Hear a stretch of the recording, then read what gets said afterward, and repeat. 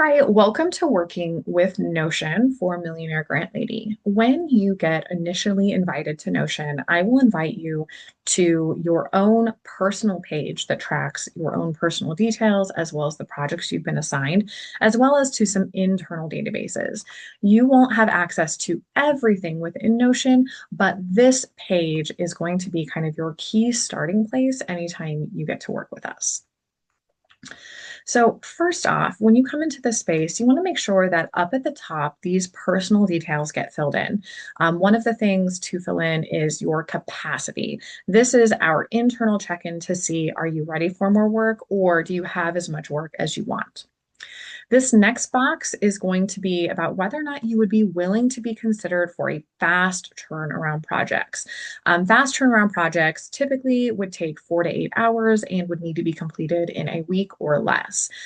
If you say that you are ready for more work now or that you can accept a quick turnaround project, be aware that this just means that I'm going to ask you if you would be willing to take this project. We'll never assign you anything without giving you the opportunity to say yes or no to it. So checking these boxes is just a signal to me that you are interested in more work, that you're interested in fast work, and it better helps me match who I'm asking to the work that we have available. Another couple of pieces is how many hours a week you would like to work, as well as what would be your ideal turnaround. So, do you prefer fast turnaround projects, or do you prefer things that are, going to take you kind of a few weeks to do? Underneath of this, there's also some information about the type of work you want. So, do you like to write about the environment, arts and culture, whatever? And again, this is all just going to help us better match our work to what you want to do. The last button here is for your contact and email. The contact email should match the email that got invited to Notion. If the email that you would prefer to use for this work doesn't match who was invited to Notion, you need to make sure that you let me know that. Notion is going to send a lot of automated emails to you, and those emails are all going to come to the email that was invited to Notion. So if we need to flip this, just be sure that you let me know. Then underneath of that, you're going to see that there are kind of two lists. One is a list of current projects. So these are clients where I've assigned work to you for them. Another one is a specific task list.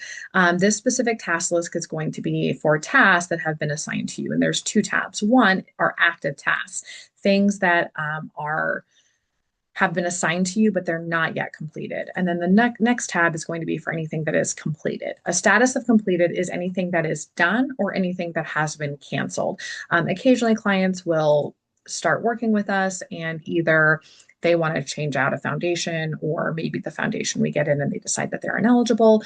And so sometimes different tasks will get canceled instead of completed. So within this list, we want to make sure that we're focusing on the things that are coming up closest to today, and also stay focused on the things that are your specific tasks. In order to dive into these tasks, the best way is by clicking on the client project. You can either click on the client project here by clicking the open button, or you can see the client project that it's linked to, and you can open that project this way as well. When you open up the client project, you're going to see that it originally opens up in a side peek. You can get that side peek to come full screen by clicking these two pulled apart arrows.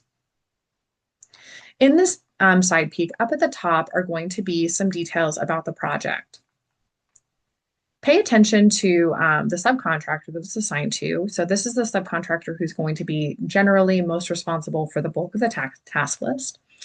And then also the reviewer. This is the person who's going to be responsible for checking your work when it's finished. There are also some things that say do not adjust.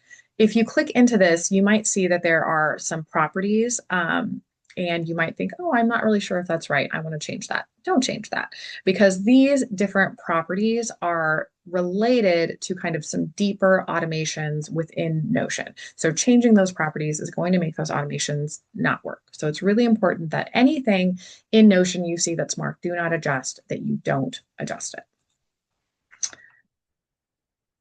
One of the most important pieces of this Notion space is this task list. This task list is going to show you this full scope of work for the client. Not every task is going to be assigned to you. So please make sure that when you come in here, you stay focused on your tasks. In general, when you're working with Millionaire Grant Lady, we want to make sure that things are done about 2 weeks ahead of their actual due date. This is going to make it so that it is less stressful for you and it's less stressful for our clients.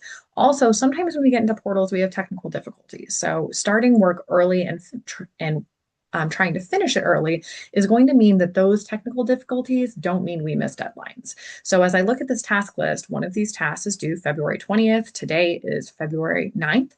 This would technically be almost overdue for us because, again, we want to make sure that we're doing things 2 weeks in advance.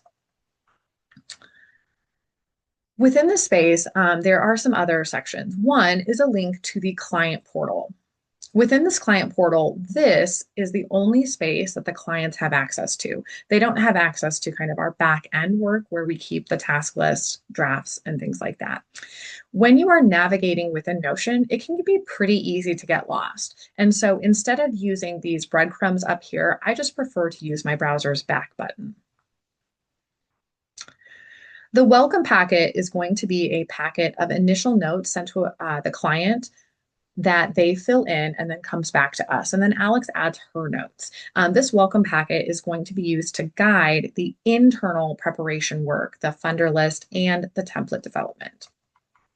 There's also going to be a space of client documents. There's a more in-depth video that goes through how to add documents to this space and what these fields mean. There's also going to be a space where we keep track of the program prep finals. This would be our final foundation search, our final templates, and then for clients who have one, a final cultivation list. We want to make sure that as you're moving through the scope of work and we get the foundation search and the template, that final approval, that those documents go here. That way we don't lose them. Underneath of that, there's going to be a section of basic client info and basic financial info. These two tables should be kept filled in and up to date. So as you come in, if you see that this is not filled in, you can go ahead and fill it in using the documents that were provided to us from the client. If you are not sure where to find this information, don't hesitate to reach out. As you write in the answer, also write in the source of information. So for example, the EIN and the legal name, both of those would be found on their IRS letter. Keeping track of the source of information, make sure that if we ever come up with an error, that we know kind of where that information came from and then where to go back and track that. Basic financial information will generally be filled in by your reviewer. These details come from their 990, their budget, and then their audit if they have one. If you ever have any questions about the information that is in either one of these two spaces, please don't hesitate to reach out. We want to make sure that these are up to date and accurate and full. This will make filling in applications much easier. Underneath of that, you're going to see some details about the project, the overall scope of work, like how many templates and how many funder searches and how many applications we're doing, any special instructions that come from the client. These special instructions do change over the course of the project work. So every time you come in, just make sure that you're looking to see if any new special instructions have been added. For clients we work with who have had some grants in the past, we ask them to send us their existing logins. This ensures that we're not creating duplicated spaces. And then underneath of this is a page where you can add a new project into the database. So if we're working on a grant template, a funder list, or an LOI or proposal, we're just going to select the best option and it's going to add the correct project type here, as well as connect that project type to the right quality control checklist. As you work, make sure that you're keeping the status of projects up to date. And here is a status guide if you're not sure what we mean by any specific thing. Underneath of this is a request table. And then that is the end of the information on this page. There are more in-depth videos about how to work in this project progress table and how to use the request form. So make sure that you watch each of those videos. So, as you work with us, Notion is going to be your key hub of information, client documents, what's coming up next, and how you indicate to us if you're ready for more work. If you have any questions about working within Notion, make sure that you let me know, and I look forward to working with you.